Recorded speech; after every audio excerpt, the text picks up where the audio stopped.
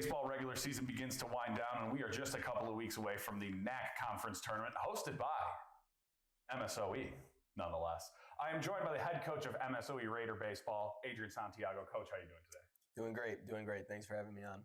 All right, you guys coming off a huge sweep of Aurora this past Saturday. You guys sitting atop the conference. I think a chance to lock up maybe the number one seed tomorrow against Wisconsin Lutheran. Did you think you'd be here when you started back in July?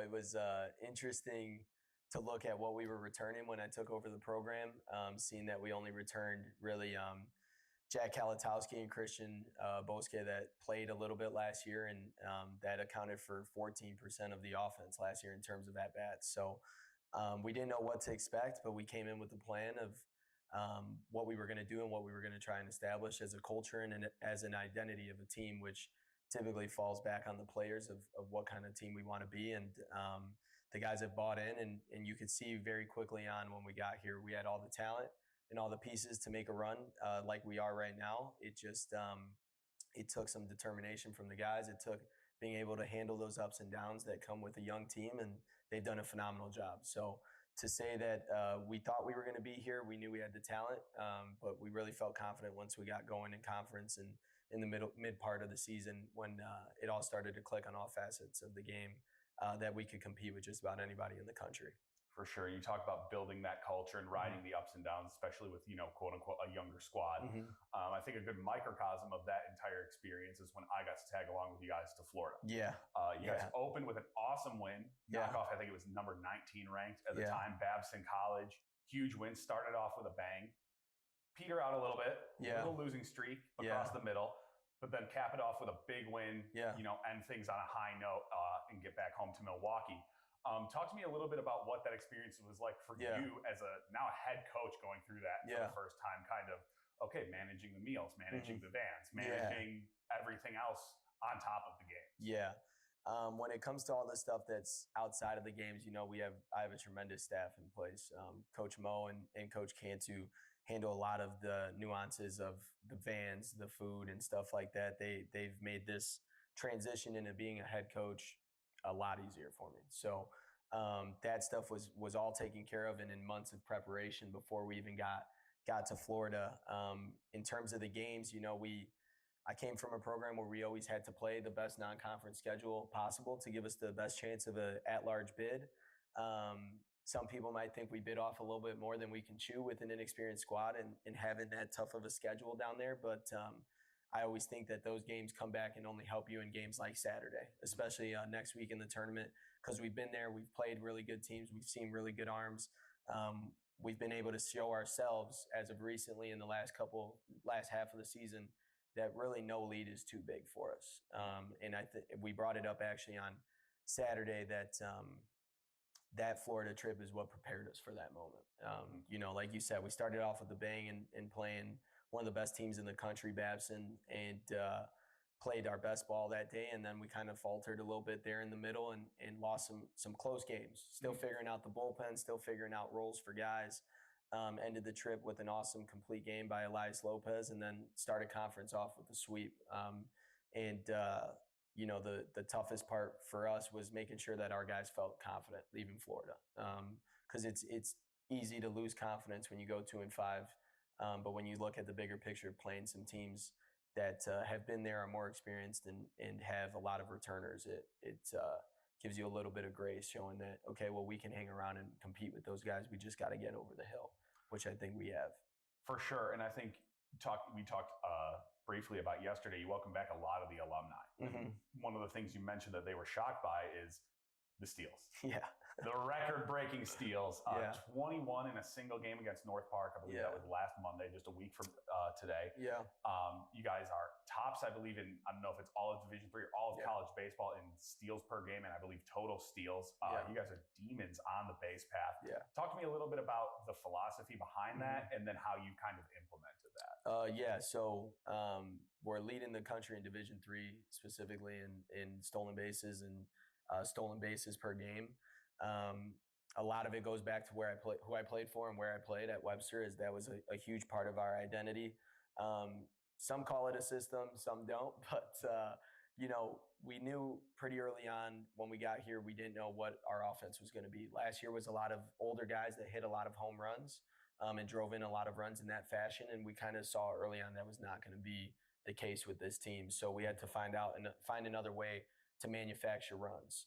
So we taught new techniques in the fall and how we go about stealing bases, put a lot of new things in place for our guys to understand. And it was a lot for them. They were learning a new system and they bought in right away. And it didn't start right at the beginning of the season with the stolen bases. I think at Carroll, when we opened the season, we did have quite a few stolen bases, and that was without Joe Street, who's leading our team in stolen bases right now. And then it kind of faltered out in Florida. We didn't steal as much. And then once we got into conference play and we showed ourselves in a couple series that was a huge part of scoring and who we can become, our guys just basically were all in on it. And it shows obviously with the numbers and what we've been able to accomplish on that. And it's been awesome to see. And a lot of people think when you steal bases, it's about being fast and all this stuff. And our guys know we're not the fastest team on the bases, but we do it a right way, and there's a way to go about it. And like I said, it's all kudos to the kids. They've done a tremendous job in doing that themselves, and it all starts with conviction and committing to something before doing it and trusting the process of it. For sure. And I don't think you can get that level of buy-in without getting it from your leadership. And you mentioned that at the beginning, Christian Bosque and Jack Kalatowski. Yeah. A couple of guys who, Jack seemed like he was a 9-hole guy last year. And if you were, you weren't going to see him any higher than that. If he wasn't in the 9-hole, he was probably out of the lineup. Yeah. And Christian, the same thing, not like an everyday player. Yeah. And those guys have been awesome for you. Jack's hitting all over the lineup. He's leading off. He's hitting sixth. He's, and then you got a guy like Christian who's behind the plate every single game. Blows my mind. Yeah. It's like a doubleheader. He's not going to play first. No, he's catching both games. Yeah. Not batting an eye. Talk to me about it's got to be a luxury for you to have that. Also at positions like catcher and shortstop. Yeah. I'm a big believer, again, going back to where I came from, the most important positions are all up the middle. So your catcher, your shortstop, your center fielder, defensively, especially to start. Those guys, first and foremost, are awesome defensively. Christian, I feel like, was a little bit of a caged animal that's been allowed to just kind of let loose and be himself as a baseball player, and it's been awesome to see. I mean, he runs rampant on the base paths. He is always giving his 110% on the field. And then Kalatowski, from the moment I got the job, Callie's been a tremendous leader. He's made this transition. He's a big reason why this transition's been easier for me. I got to give a shout out to Joe Gertz because he's another one, along with Callie, that's been a tremendous help with this. But Callie's been awesome. He went through a battle in the fall where there was a chance he might not play short, and he found another level, and he made sure he was going to be our everyday shortstop, and he's done a phenomenal job at that. And he never questions us as a staff of where we put him in the lineup. Like you said, he's hit 9, he's hit 6, he's hit 5th, he's hit leadoff this weekend, right? And he finds a way to get the job done. And he's another one where in big moments he shines, like Christian as well. So it's been awesome to see those guys thrive this year. You mentioned, 14% of the offense returning. You got to fill that other 86%. What is it? You have two ways of going about that. Yeah. Guys who are brand new to the program and the guys who were here, previously. AJ Lay, Jordan Skolmar, Joe Street that you mentioned there. Talk to me a little bit about those guys who maybe didn't get their crack, under the previous regime, and now under you are really thriving. Yeah. I think first it's a testament to their character. We live in an odd time where transferring is a big thing, and those guys have sat on a bench for 2 years or a year as Street is a sophomore. And they were just hungry. They were eager to learn. They were eager to put work in and get an opportunity. And, it's been up and down for all of them. Like I said, Street started the season hurt, came in, struggled a little bit, and has really found his groove the last half of the season. Skolmar's been phenomenal just to see him become the hitter he's been. And AJ Lay, I mean, he's been on an absolute tear. I'll talk about AJ Lay because AJ Lay is a third baseman playing left field every day. Didn't question it. Went through ups and downs, had some tough games in left field. And, we have videos of it, but he had the game-saving catch that should be on the top 10 of ESPN at Rockford. He had it again this weekend against Aurora, and he's turned into probably our best outfielder, one of our best outfielders, where we put him out there and we don't have to bat an eye anymore. And that's, again, testament to him and the work he's put in. They've just trusted us along the way, asking everything that we've asked them to do, from playing in a different position to making adjustments in approach and how they go about things every day, has been awesome to see. So those guys, seeing them thrive and kind of be the nucleus of the team in our offense has been awesome. For sure. And having not known that AJ was a third baseman playing left field, it puts it in perspective how much more impressive some of those plays he has made really are. And then flip side of that coin is, the new guys, the freshmen for the most part, guys like J.J. Jackson, Elias Lopez, Charlie Kloss. As uncomfortable as that kid's walk-up song makes me feel. That's because he doesn't choose it. So. Right. That's not his fault, but the seniors outdid themselves on that one. Talk to me a little bit about what these freshmen have brought to the table. Yeah. Those three compete every single day. That's been something I've made it a note that everybody take note of how those guys go about their work every day. They are trying to outcompete their teammates, and obviously in the most healthy way possible, but they're going to force you to work hard. And that's been the biggest thing. JJ is just a natural leader. He's another one. He's a shortstop playing right field for us right now. And also pitching. He's a two-way, right? And he's one of our better arms, and he's been tremendous, and he's going through the ups and downs of it as well. And Elias Lopez, another one. He's playing first base, played short and third in high school, and he's gotten a lot of opportunities and been able to provide us with some big at-bats in a time where we were hurt and some guys couldn't play. And then Charlie Kloss obviously has been a mainstay in our lineup from day one. Charlie Kloss, though the stats might not show it, plays a tremendous third base. I firmly believe he's one of the best defensive third basemen in the country. And he leads our team in walks, and he finds a way to get on base and cause havoc on the base paths. So when we look at our team now as a staff, we're now not thinking about where we were at the beginning. It's super exciting to think about where we can go here as a program, because we have one senior playing in the field. So next year, there's no excuse in terms of experience. All these guys have played, and we're going to bring in some talented guys to complement them and hopefully raise the level again. But it's been absolutely awesome to see that these kids not prove to anybody else but themselves and to us as a team that we can do it, and that they can play this game at a high level. For sure. And Kloss especially is one of those guys who I think, when you're watching, say, football or basketball, it comes off as everyone is playing hard. But when you watch a baseball game, you can see right away that guy's playing at a different level than everyone else. Yeah. Charlie Kloss is one of those guys. Yeah, laying down a bunt that is supposed to be a sacrifice. Well, he's legging that thing out. Yeah. It's awesome to see. Let's flip it to the other side now. Pitching. That's kind of your specialty. Yeah. You were a college pitcher. Talk to me a little bit about these starting rotation, the horses you have. Yeah. Obviously, Kellen Pate has come in as a transfer, but you've got Zach Brzezinski, you've got AJ Hamilton making a bunch of these starts. What's it been like for you having kind of that trifecta? JJ. Yeah, it's been awesome. Obviously, Kellen came.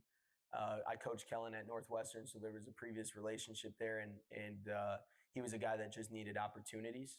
He didn't get a ton of opportunities. He was behind some guys there and struggled a little bit, and he's been phenomenal to just give him the ball, and you're going to have a great start every time he's out there. And then you got AJ Hamilton, who's a senior and a returning guy who actually pitched last year, one of the few guys that had appearances. And AJ is awesome. He competes in his own way. AJ Hamilton is AJ Hamilton. I'm going to cut you off real quick there. He's a character. Yeah. And I don't know if Seth reached out to you yet. His senior night form that he filled out, hilarious. Oh, I'm sure. Cannot release that information publicly, but that guy is he's a goof. He is. In the best way. Yeah. In the best way. He has been somebody that's I've had to get to know AJ as AJ, right? That's not a guy that you go and you try and change who he is. He is who he is, and it's what makes him special on the mound and just as a person. He's a tremendous teammate. The guys love him. He's a tremendous leader. He leads in his own way. You never have to ask that kid to do anything. He's always finding something to do. He's always trying to clean up or make sure things are the way that they should be. So that's a blessing to have as a coach, a kid like that. And then you got Zach Brzezinski, who's as lefty of a guy as it is. And those who know baseball will know what I mean. But he's another one where outside the lines, Zach's this goofy kid that's great to be around. And then the moment he crosses that line, he's a different person. He's the ultimate competitor. And it's just great to see those guys have bought into the system that Coach Mo has put in the work that he's put in with those guys. And then you got JJ, who's a freshman who's started out the year leading the country in ERA for a little while there, and just has all the upside and all the talent on the mound. It's going to be fun to see where he ends up at the end of his college career on the mound and what he can do, because I think it could be very special. And then you got a bunch of other guys that have had opportunities in there that have had ups and downs throughout the year. Caden Morton's been awesome, playing through some injuries and trying to be the best he can be. And then you got Eric Williamson, who's a funny story because he emailed me the week before school started, and he's been tremendous. And Agam Shaw, another guy who's bought in, and there's guys I'm forgetting to mention, but Joe Gertz, another one who's actually starting to turn it around right now and be a guy for us out of the pen. So it's been fun. It's been fun on the pitching staff. It's really been up and down. We started off really, really well, and we went through a little bit of a lull there in conference where we just couldn't put away teams in those second games, and they showed up this weekend, and it was just awesome to see. And I think our best baseball on the pitching side is still to come. For sure. Another guy I want to ask you about, just because I got to know him a little bit, and I would bet he's probably a guy who keeps the clubhouse a little lighthearted. Yeah. Talk to me about Max Babbitt, because I believe in the Giving Day video that him and Jaden Hoffman put out, they had a flag in their living room of you, Coach Mo, and Coach Cantu's college headshots. Yes. So wax poetic on Max, if you can. Max is another one. Max is somebody that I'll lead with this. He made a comment to me one day. I yelled at him. He was messing around in practice, and he made a comment about every coach trying to change who Max Babbage is, and he couldn't be more right. Max is Max, and the guys love him. He's a transfer like Kellen, and so is Jaden, and those guys have fit like a glove to this program. They definitely keep it lighthearted. They keep me on my toes. They like to find out where the line is and dip the toe over until I yell at them. But they bring the energy. Max obviously had his best outing of the year against Aurora in a 3-inning win there. And Jaden's gotten quite a few opportunities where he's thrived in the last 2 weeks as well. And they've been awesome. As for the flag, we saw that for the first time at our team Christmas party when they brought it up. So yeah, that's got Coach Mo, I think's freshman year headshot. Coach Cantu's freshman year football picture in college. I was going to say Coach Cantu's was crazy. Yeah, and then my headshot from when I got the job here. So those guys, you never know what you're going to get with them, but they've been a joy to coach and a joy to have around our program, and I'm excited that I get to have them for another year this next year. And again, they are a big reason that the team has found an identity, and the bench stuff that goes on starts with those guys as well. And it's been fun. It's been fun. They're great guys. For sure. I got a couple more before I get you out of here. This Wednesday, after you guys square off with WLC tomorrow, you've got the annual game against UW-Milwaukee this year. Unfortunately, not at AmFam, but still an opportunity to square off against some Division I competition. Yeah. How do you view that when it is also this late in the season as you're gearing up for the most important part of the season? Yeah, so I mean, the message always remains the same. We're always going to play to win every single game. It doesn't matter who we're playing. But obviously the biggest games ahead are tomorrow. If we sweep, we lock up the 1 seed, so we got to take care of business there. But the boys are always hyped up to show that they can compete against a Division I school. It's always a big thing when the little guys get to play the big guys. We'll see who we pitch tomorrow. I know who we're starting, but it always depends who's out of the pen and stuff, and then that'll determine who starts against UWM. But obviously, it's an awesome opportunity for us to go and compete against a Division I school, especially one that's local to here, that's a big name in the area. They're a great team, great staff, and we're excited to play them and get to showcase Raider baseball out there against them and see if we can't make some magic happen and get a win out there. For sure. And then, as we mentioned, the conference tournament in a unique spot where we're going to host it this year. Yes. We've seen teams like Aurora and Benedictine do pretty darn well when they've been able to host and, play and not have to travel and be outside, sleep in their own bed, stuff like that. What's the message as you guys have locked up the 1 seed close, knock on wood. Yeah. What's the message as you guys get there? And it's, last year, definitely a disappointing exit for the Raiders. Yeah. How do you get these guys ready to play when it's, might appear as if, okay, it's just another home game. Here we are.